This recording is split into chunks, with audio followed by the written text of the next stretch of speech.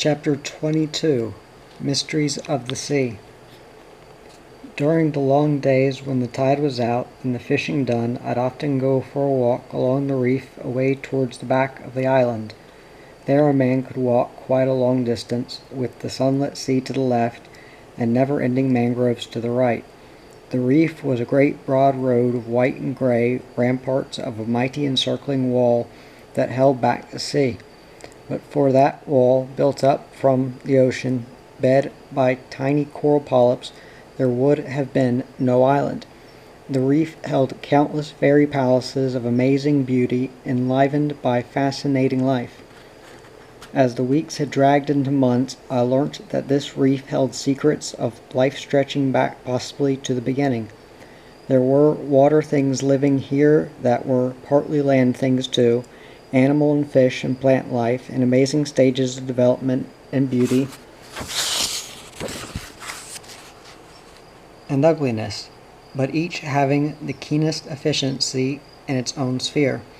Things that ate with teeth and by suction, by inhaling, by crushing, by boring.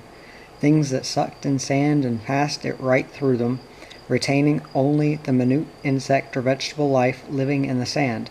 Things, both plant and fish, in degrees in between, that sucked in the water only to strain it of the life brought by the tides, things that lived by ways impossible to fathom. Big things like the moving life contained in the branching corals and the giant anemones and giant clams interested me first of all because they were so obvious. The beautiful growths that came out of the corals were always pulsing and moving, receding and coming and spreading. The big anemones were continually spreading out to let tiny fish peep forth, only to close them in again. The water spouts of the clams were continually squirting, numerous things were clicking, battalions of little crabs were slithering, with a rattling of shells as a man walked by. Experience taught that it was not altogether vibration from strange feet that caused the clams to shut their shells. It was mainly to eject used-up water. They lay with their shells open, exposing softly colored flesh of emerald green or variegated browns and heliotropes, and through this soft mantle were two holes like fleshy tunnels. The animal inside would take water through the hole, absorb the food the water contained, and closing its shell, squirt the water from the other hole. Then the shell would slowly open again. I used to creep silently on these shells and watch them eating and pulsing, gorging and closing. Some were immense, especially those that grew just over the edge of the reef, down where the deep water began. Bedded down there in a coral hole camouflaged by waving seaweeds, one great fellow was certainly 5 feet long and as broad.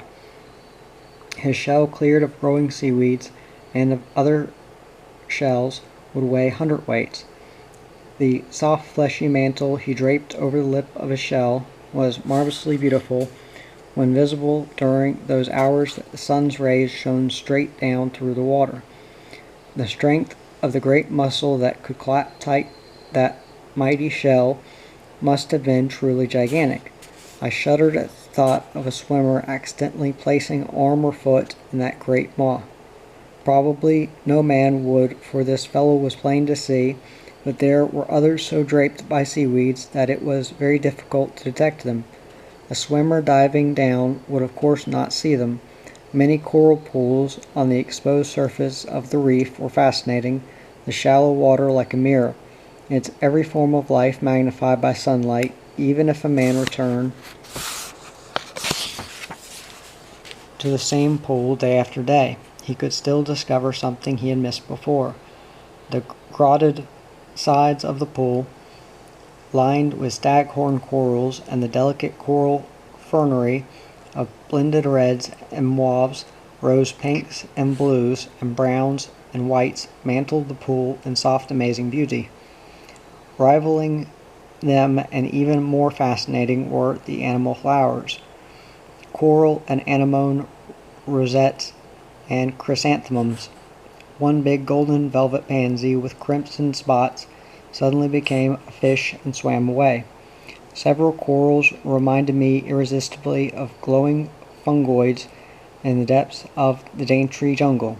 Among them spread the russet golden tresses of sea maid's hair, with pulsing things of vegetable growth that quivered and opened and closed with arms and wings, mouths and bodies suggesting the fluffy things that line the necks of women's evening shawls. Only these things were softer and more beautiful. On the bottom, over clean white sand, a scarlet crab would settle, perhaps a vivid blue one. And among it all, diving in and out of the delicate coral branches, in and out of the mouths of anemones, and flashing across the pool, were the tiniest, most brilliant, and cheekiest of fish. Their color schemes, though bizarre, suited them amazingly. Some wore large, brilliant spots, others vivid bars of scarlet and black. Some were bright blue, others red. Some were orange-colored, striking splashed with bands of black.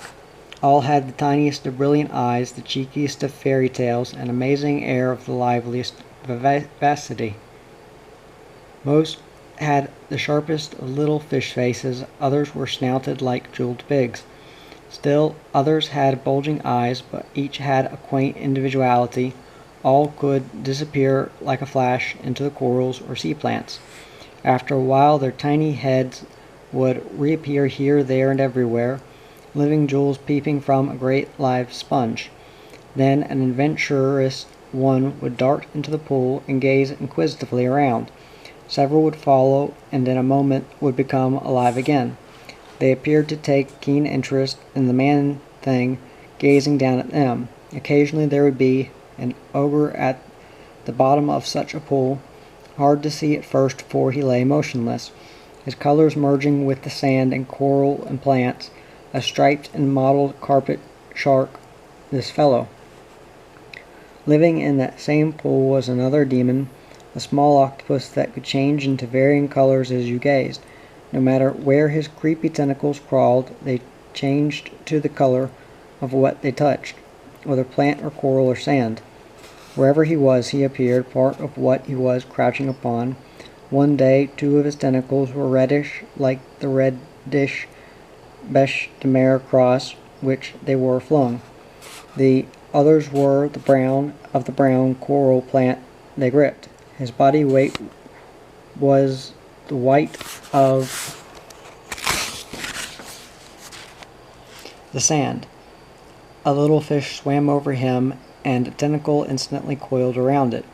The horrible body changed colors as it moved into a crevice to enjoy its meal. One long pool, for some reason, was always a favorite haunt of needle-spined sea urchins whose long black spines were constantly moving. Those clusters of black needles seemed the last place in the world for a sanctuary, but there was a wee brown fish who would always flee to them when I dropped a coral stone into the pool. Here too crawled the black bêche de mer, like a wrinkled German sausage, nosing the sand as the feelers about its queer mouth scooped the sand into its queer insides. In this pool I played hide-and-seek for a long time with a quaint fish. A big black eye would stare up from between the coral branches. It would never move. One day I crept to the pool and saw the fish, a tiny thing with a vivid black spot on his body. Whether he and his kind let this eye peep from the corals to scare off other fish, one cannot say, but its menace certainly is a striking camouflage. Here too I made a great discovery while watching a ball of gorgeous seaweed slowly edging across the bottom of the pool. Seaweeds occasionally move in the queerest of ways, but this weed was actually walking. It shuddered violently when I speared it. The weed really was living and growing, but a quaint crab was making it walk. He was covered with long, strong hairs, and with these he had fastened the tufts of plants to himself. The hairs gripped the tendrils, just as the tendrils of passion flowers will twist upon themselves. Tiny roots of these weeds had actually grown into the joints of the crab's shell. He must have an uncomfortable time when forced to discard the old shell and grow a new one, timidly searching among the corals for just the right type of weed, carefully pruning off little pieces with his claw, painfully reaching over his back and placing them where the hairs could wind around them. I wondered how long it took him to do the job, how long it took for the hairs to twist so tightly around the plants, how long before the vegetable camouflage took root. Perhaps some of the tiny pieces died, and then the poor old crab would have to remove them, unwind his hairs, and find a new weed and transplant it. When his growing garden reached full bloom, he was safely camouflaged from enemies so long as he froze quite still. But life must be hard work for him, carrying that garden about on his back in the pools, provided he was not mopping about and wishing he would be rescued. A man could find things to keep his interest alive. To a stranger at first sight of the reef might be disappointing. Its surface was one huge expanse of gray and white all dead coral. The coral dies when it builds up to the air. But in every pool and over the edge of the reef was a fairyland of righteous life. When the tide was out, I would lie on the edge of the reef and with my eyes just touching the water surface stare straight down. It was fascinating staring down a wall through sunlit water into a gloomy shadow world far below. Among vast coral gardens glided fish of all sizes. Those lively ones of brilliant colors were entrancing to watch. Some streaked past like living gold, their fantails shimmering with movement. But others glided by like sinister gray shadows. Sea plants waved tendrils that might have been the tentacles of an old man octopus. Squids, evil-looking brutes, shot through the gloom. Fairy things, some with drooping tassels lit with phosphoric light, floated like gigantic bubbles into the gloom of subterranean cliffs. Here and there were gloomy areas indicating caverns that ran under the reef, and there at times I would glimpse the shadowy form of a giant groper going or coming. One such cavern was the house of a monster, the terror of the reef. Masses of sea maids' hair floated before this cavern mouth, and just below it was a sea plant like a monstrous staghorn growing to a cliff. The leaves of this animal plant were continuously folding and unfolding, writhing far out to convulsively come together again. With every sinuous movement, it glowed in phosphoric lights of green and red. The groper would float at the mouth of the cavern, his great head gloomily visible among the weeds. When I put my eyes right down into the water, I could see his eyes glaring up, magnified till they were saucers of a liquid glowing green. Now and again he would slowly roll, and his cavernous mouth would open as if in a prodigious yawn. At such times his teeth gleamed in rows of ivory. Easy to understand how a naked swimmer speeding down past such a cavern had had his arm snapped off by one bite. The local fish avoided that cavern mouth as the plague, but they knew when the monster was away from home. A wild scatter of fish was sure signal that he was returning. Occasionally a banded sea snake would shoot out from the plants and like lightning coil itself around a passing fish. The desperate struggle ended out of sight among the thrashing sea fronds. Then a big coral eel would speed past, fish darting aside from him. Even so far down in the gloom, those big eels looked vicious brutes. I wished for a roomy bell of glass lit up electrically that could be lowered far down the side of the reef into the deepest gloom. A man sitting in such a bell with a searchlight could train it on to the cliffy reef and spy within an almost unbelievable world.